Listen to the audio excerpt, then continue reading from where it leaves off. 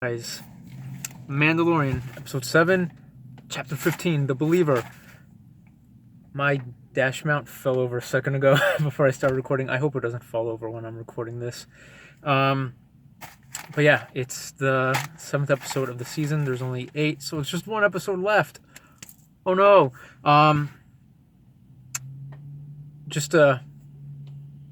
Even before I get into the episode, Grogu wasn't in this episode. Craziness. This is the first episode of the entire series that Grogu, the child, was not in it. It was a good episode though. It was fun. It was a good one. It was directed by Rick Famuyiwa. I always have trouble with his last name, but I believe he directed an episode last season, and I'm pretty sure it was episode 6, the one where they went to that New Republic prison space station. So he did this one. It was a fun one.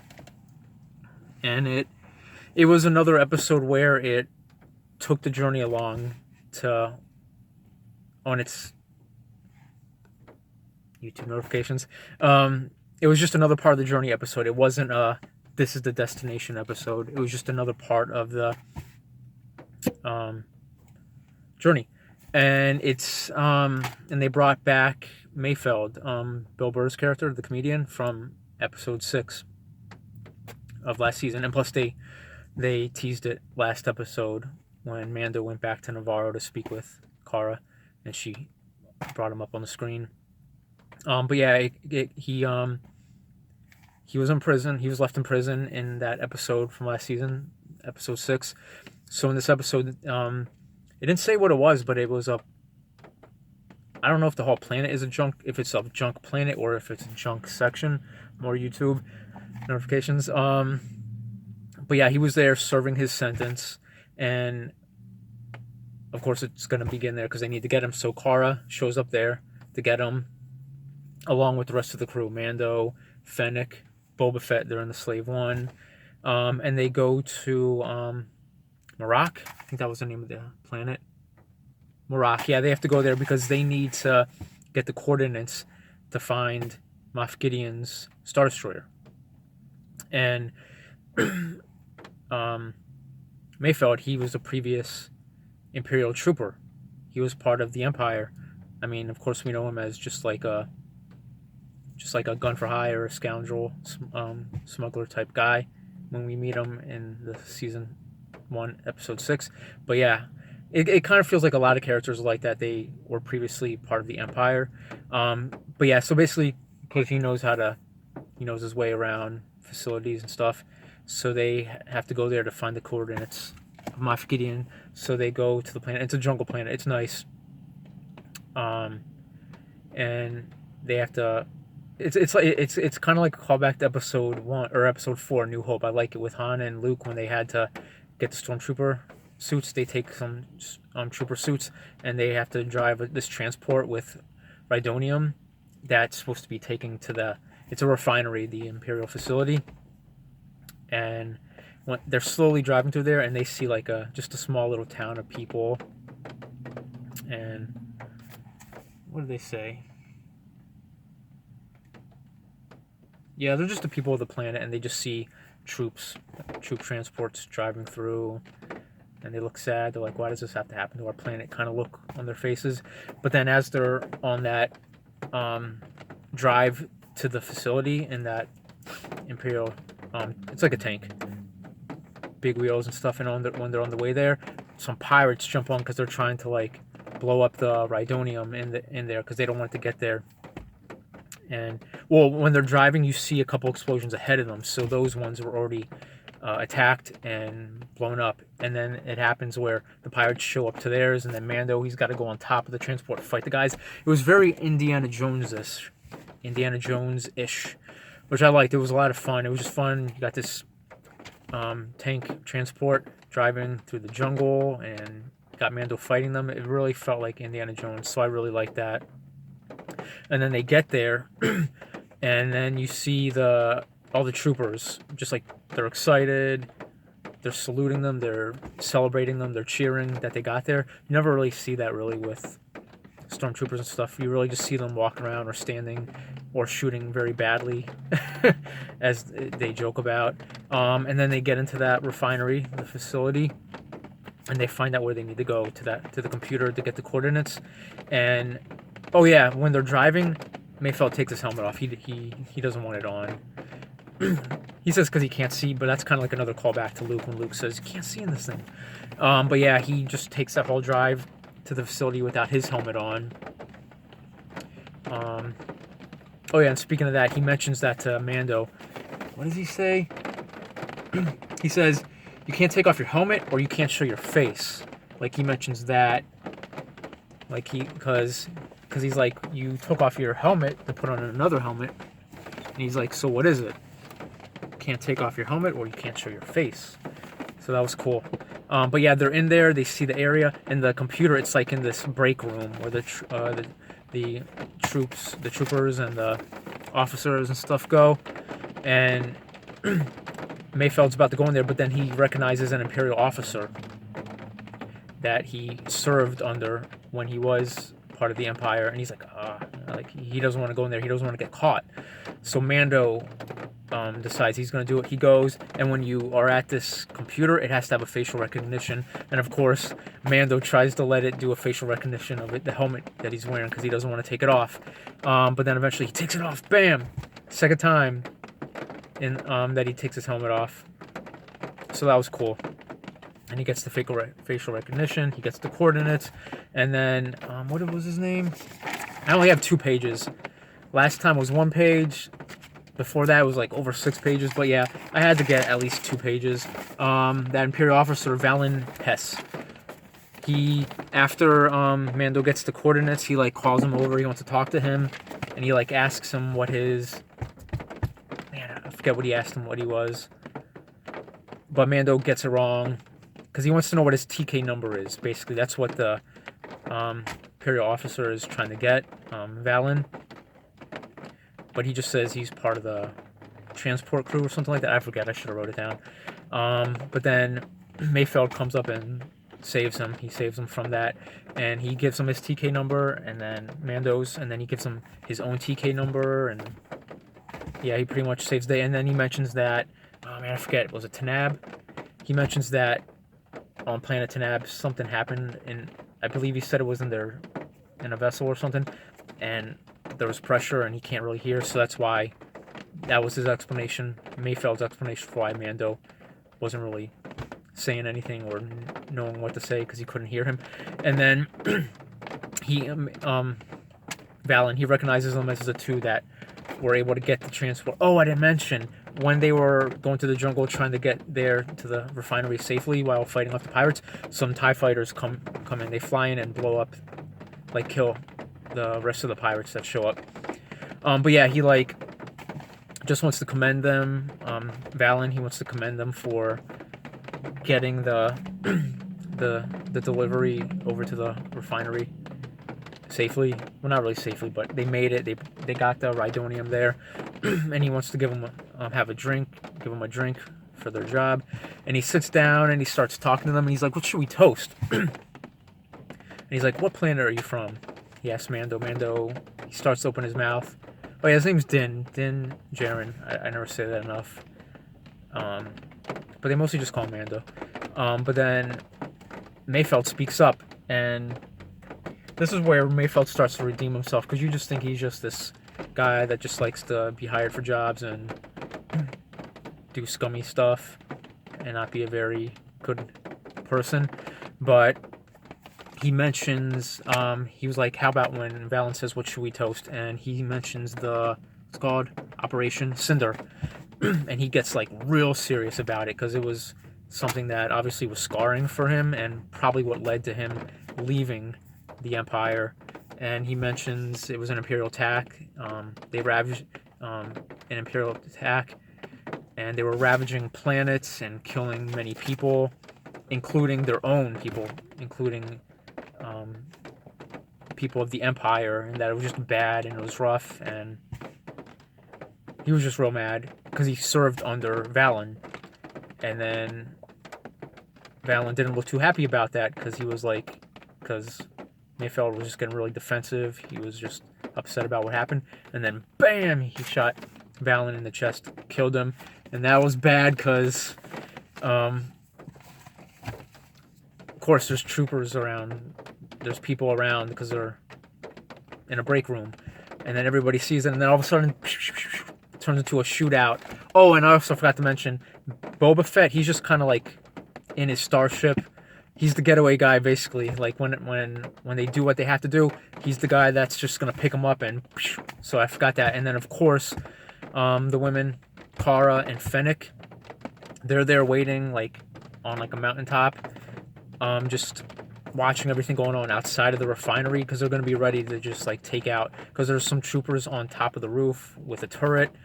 And so basically, yeah, they start shooting out inside the break room. They break out the window. They have to, like, shoot some troopers because they're following them out the window. And Cara and Fennec are just shooting troopers that are trying to get to them, but also shooting all the troopers on the roof. It's awesome. They're doing an awesome job. Awesome women. And then they get to the roof, and then the women get into the Cara and Fennec, they get into the Slave One, Boba Fett's ship, and then Boba Fett picks up Mando and Mayfeld, and then they're flying away, and then some TIE fighters chase after them, and man, Star Wars Episode 2, Attack of the Clones, a movie, not an episode of Mandalorian. Star Wars Episode 2, Attack of the Clones. I love that movie. It's so underrated. Boba Fett's father, it's about Boba Fett's father, Jango Fett, providing his DNA to make the clone troopers. But yeah, it's Boba Fett and an unaltered clone of Jango Fett. Sorry, Jango Fett and an altered clone of Jango Fett, which he takes as his son, and he names him Boba Fett. In that movie, they have this weapon that he can launch, actually more like just like let drop out. It's an explosive weapon. It's called a seismic charge, and he uses them. Jango Fett uses them when Obi-Wan is chasing them through the asteroids, the asteroid ring. That's around. Oh my gosh, I'm a terrible Star Wars fan. Geonosis, where the Clone Wars start. But yeah, he lets out a couple of seismic charges, and when they explode, for a second, it pulls in all sound, so it's silent. It's not an immediate explosion. So when the seismic charge hits something, it just pulls in all sound. There's no sound going on anywhere, and then once it fully explodes, then bang! It has this really cool sound, and then it lets all sound out again. He did that with the TIE fighters that were chasing them. He let out a seismic charge, and it exploded and just destroyed those. And it lets out like a round, like kind of like a laser field explosion. It's not just like a explosion. It's like a. So it just like cut right through those TIE fighters and destroyed them. And then, yeah, and then they fly away, and then they land somewhere far away. Oh, and when they're flying away, I forgot, before the TIE fighters show up, this is when Mayfeld really redeems himself. He takes sniper blaster rifle and shoots the rhydonium that's in that transport that they brought there, and it's like a chain reaction. It just starts blowing up stuff everywhere. We don't see the whole thing, so maybe it does blow up the whole facility. Hopefully it does, but we don't see it. We just see it starting to, like, the explosion to get bigger and bigger. But yeah, then the seismic charge Boba Fett sends out blows up the TIE fighters, then they land. And then, yeah, like, this is definitely Mayfeld's redemption episode. So they don't want to have to take him back, because that was the plan. Take Mayfeld to help him and then bring him back because he's a prisoner. But Cara, like, just says something like, oh, he died. And then Mando's like, yeah, he didn't survive this mission or something like that. Basically, they're saying they just want to let him free because they were grateful for his help and he redeemed himself. And he's like, oh, so I'm free. And then he just runs off. And then they get into the starship and they fly off. And then it goes to Moff Gideon's Star Destroyer. And he gets a transmission, a holographic transmission. Hologram transmission from Mando, and he basically says in his hologram message to Gideon what Gideon said when he showed up at Navarro at the end of season 1 about how what Gideon has is important to him, and he needs it. He's going to take it back and all that. And Gideon does not look happy about that. So, man, episode 8, the final episode of the season, is going to be insane. Can't wait. So that's going to be fun. So can't wait for that. Also, I just want to say, on Thursday, Disney did their investors meeting, and they streamed it live on YouTube. I watched it, and part of that was Lucasfilm, just letting us know what their next projects are. And there was 3 non-Star Wars projects, which I'll just say. One was Indiana Jones 5, of course, the 5th and final Indiana Jones movie. Then Willow, the series. Willow, it's a Lucasfilm movie, of course. George Lucas, he wrote and executive produced it, and Ron Howard directed it. I'm excited about that because Willow is like one of my all-time favorite non-Star Wars movies.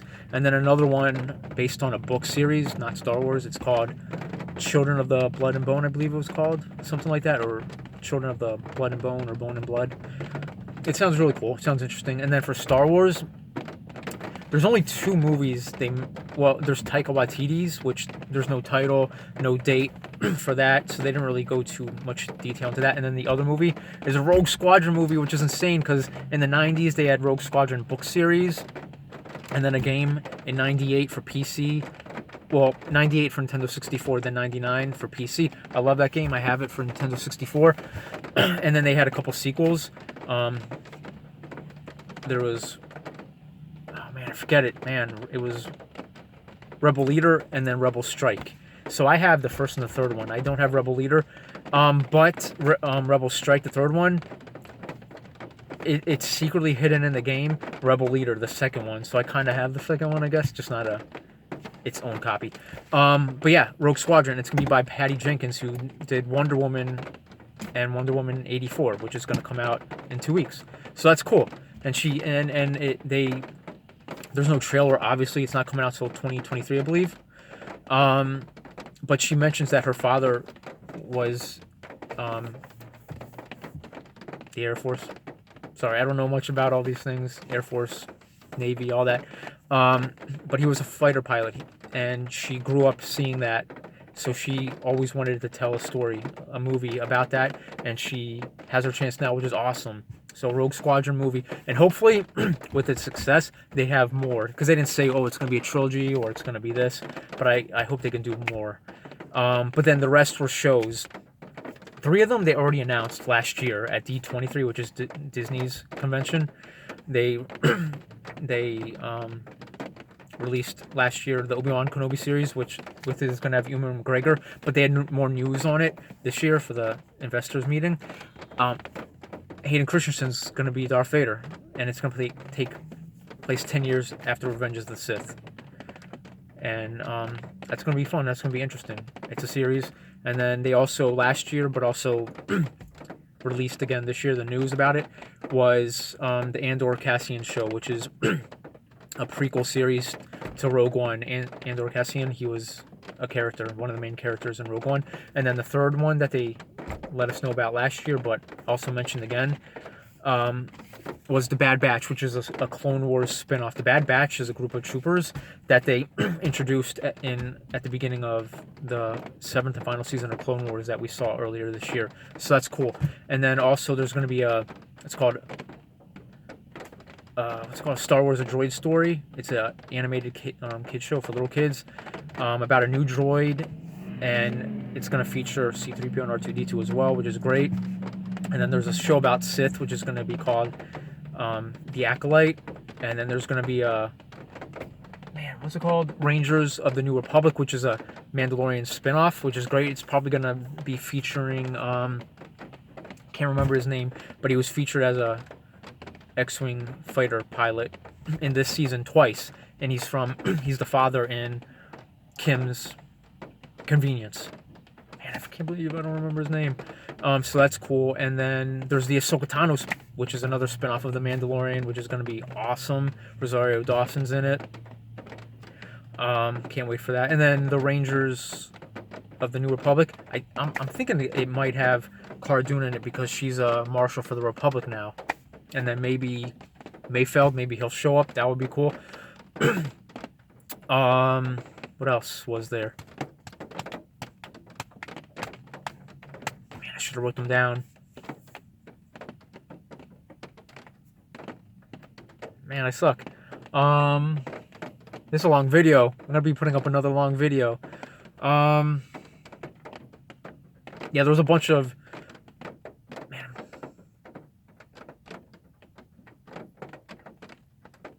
I can't think of them, but I'll update it in my next video, although you guys can look it up now. It's on YouTube. Just look up new Star Wars projects or Disney Investors 2020.